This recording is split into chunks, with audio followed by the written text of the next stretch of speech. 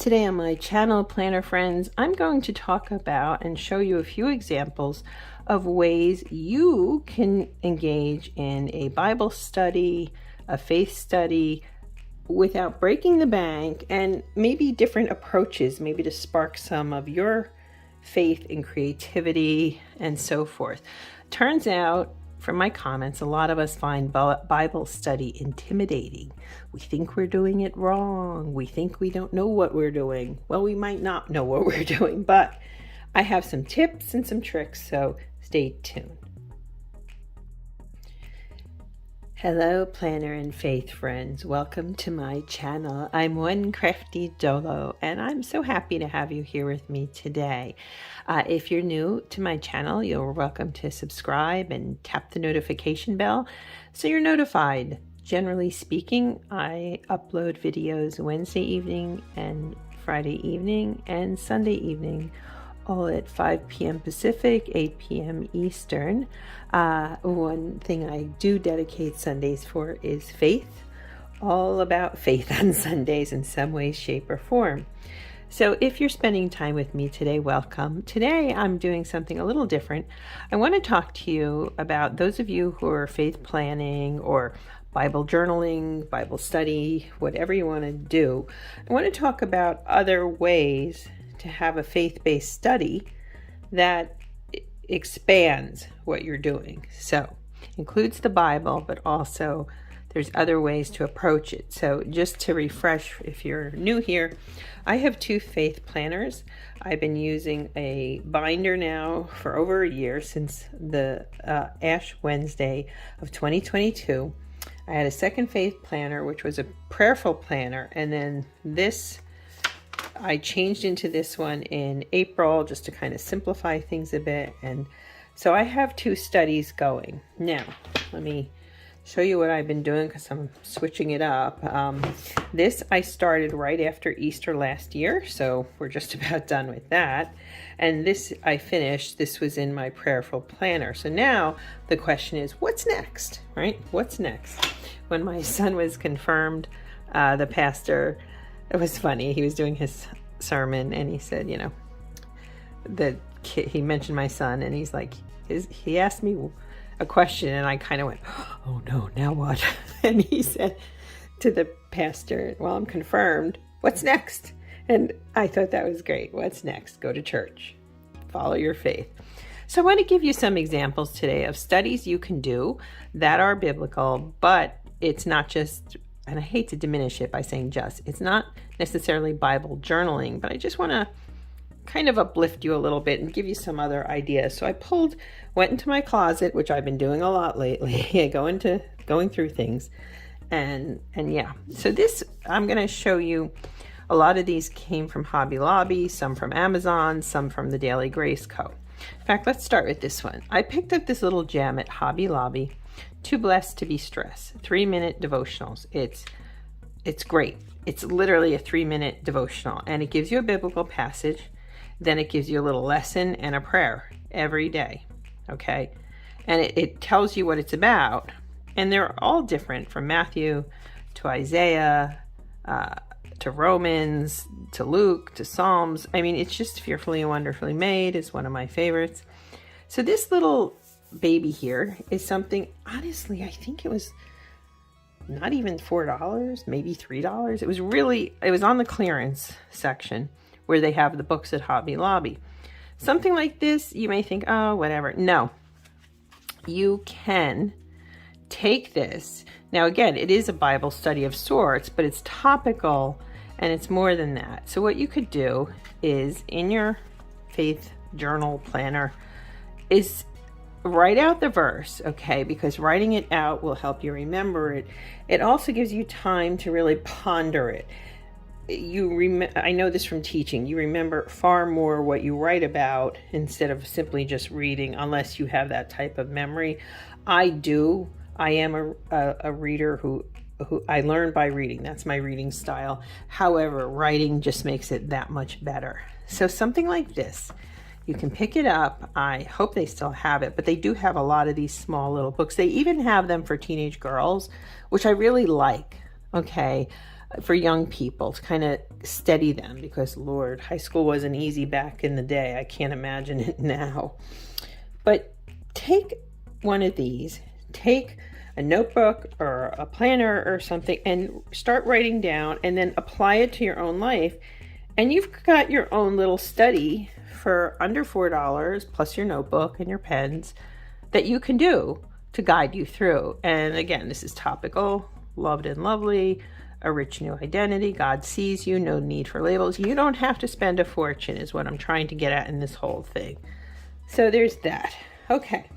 I have shown you this before. This is a book I'm using, and she just came out with a new one, which I gifted to my mom. And this one is The Women of the Bible. The other one is The Mothers and Daughters of the Bible Speak. And what a gift if you have a daughter, a mom, somebody you want a special woman in your life. And what I've done with this is, okay, let's take Tamar and Ruth, right? So they start with biblical passages, and then she fleshes through it and adds in the passages that apply to talk about who was Tamar. And then we get to Ruth, and she does the same thing. And it's almost like a compare and contrast. Okay, so you had Sarah and Hagar, you have Rachel and Leah, and so on.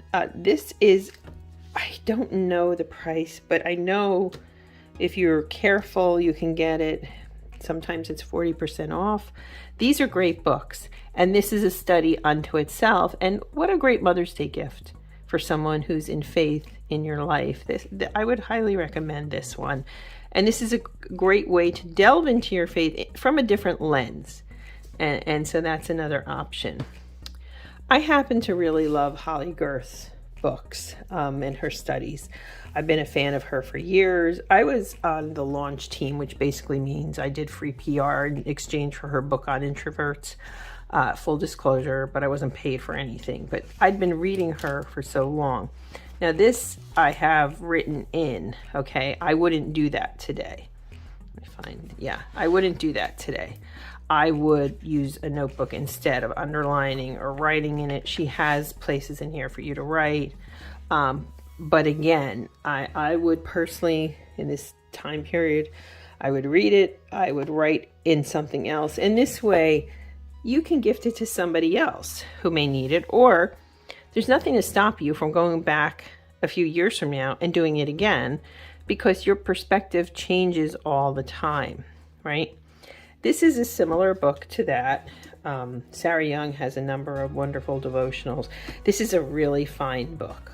I'm going to skip ahead because, again, foolishly, I wrote in it. And now I'm like, no, why did I do that? You know? So you take a day, and there's, all these biblical passages in here.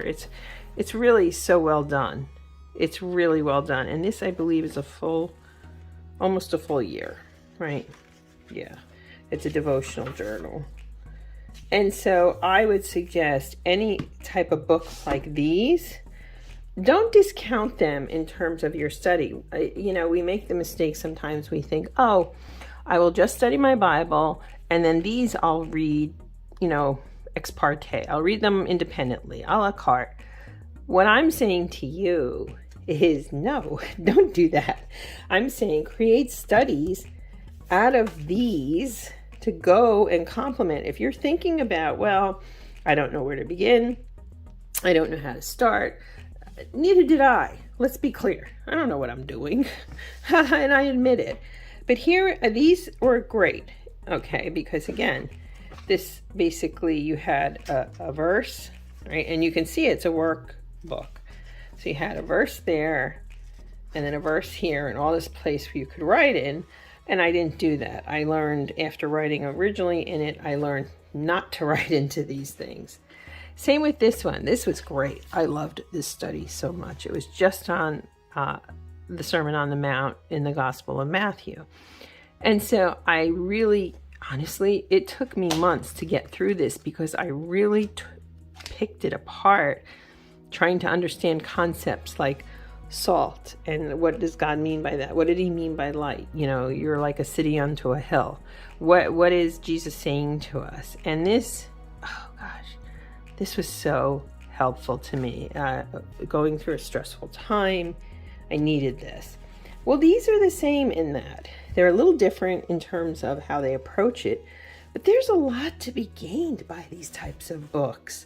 So I would encourage you, I believe, if I'm correct, okay, these I think were Amazon purchases, but there's other sites you can use. Go on, I'm not a fan anymore of eBay, but you can look on eBay. You can look at used bookstores, websites. You can look at Christian devotional stores online. Try to see it. Even on Amazon, you might be able to find used copies if they're not written in.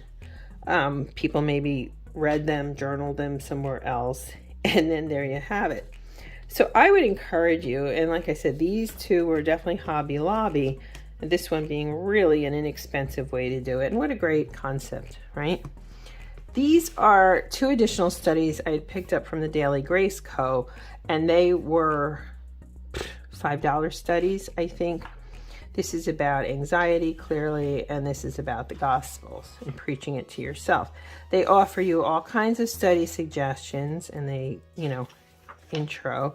This is supposed to be a 4-week study. Guess what? This can easily be drawn out, because when you draw it out and you write it out and you apply it to your life, you're actually doing a much deeper dive. So it gives you readings in the Bible, what is the gospel, and you read through this section. And please note that in my prayerful planner, doing the Sermon on the Mount, I didn't just put in the biblical quotes. There were plenty of times in the course of that study that I was putting in quotes from this section too, because, well, I quote everything. Having been an academic, plagiarism is a huge thing, even in and of myself. But they sometimes said it better and brought up things I would not have thought of. Did I say that correctly? Things that I might have neglected in my own interpretation of the scripture. They drew my attention to it. That's better. And then, of course, you have the questions, and you can take weeks to do each one. In truth, when I first saw this and I looked at the table of contents, where are you? I was like, weeks? No. I honestly think I'll probably at least double it. So it'll be 2 months. That's my opinion, because I really want to get the most I can out of it. But again, you have the readings and so forth. This one is what they call a focus study, and this is obviously about anxiety. You have suggestions, and I believe this one, I don't know if it has the contents. No, it doesn't. This is also, I think, a 4-week study. It's designed to be 4 weeks. Yeah, every day kind of thing. Okay, so yeah, this is, and then it has a weekly reflection, which this alone, you can take a few weeks to work on that, in my opinion, if you really want to flesh it out. But again, you could do the same thing with this. And I wish in these workbooky types, like I say, I wish I hadn't written in anything, because I would then just pass it on, which really is my way of saying to you, don't do what I did, because you have friends or neighbors or people in your community, in your church circle, in your sphere, shall we say, that could probably use a boost. And what better way to boost someone than to be like, hey, I finished this. This meant a lot to me. Here you go. And then they can pass it on and do likewise. And then we have a whole bunch of us out there trying to do the things, as it were. So I just wanted to come on today and talk about other ways to create a study. One comment that I see in my faith videos repeatedly, and I appreciate any comments you have. Please comment below and offer your opinion and your advice. Most people are like, I'm like most people, it turns out. I found Bible study to be intimidating because I wasn't doing it right or doing it as I thought it was supposed to be. No, turns out there's always seems in life we say there's a right way, there's a wrong way. How about if we say the Bible studies are your way of coming to God? And again, I've mentioned in previous videos about your learning style. So Garner's, theory of multiple intelligence. What does that mean? It means some of us learn by listening. Some of us learn by listening. Some of us learn by writing. Some of us learn by doing things, tactile learners. All these learners, right? Think about how an engineer processes things over a writer. Different learning styles, more than likely. Doesn't have to be, but quite likely there are. So what I'm saying to you in this is to maybe broaden your horizons a little bit with what you're going to do in terms of your own studies and how you're going to approach things. An additional study, you're like, oh, I could never have the time for 2 studies. Well, guess what? Yeah, you do. In that, if you're reading some of these, why not put it into action in your life, into your journaling? So that's it for today, planner friends. I really appreciate Sundays and faith and just being here and being together. I wish you well, and I'd love to hear what you're doing down in the comments in regards to your own studies and your own advice and suggestions. I really read them all, and I take them all to heart. Thank you, friends. Have a blessed, blessed day. And again, we're in this post-Easter period, and let's rejoice, for he is risen. Thanks, planner friends. Bye.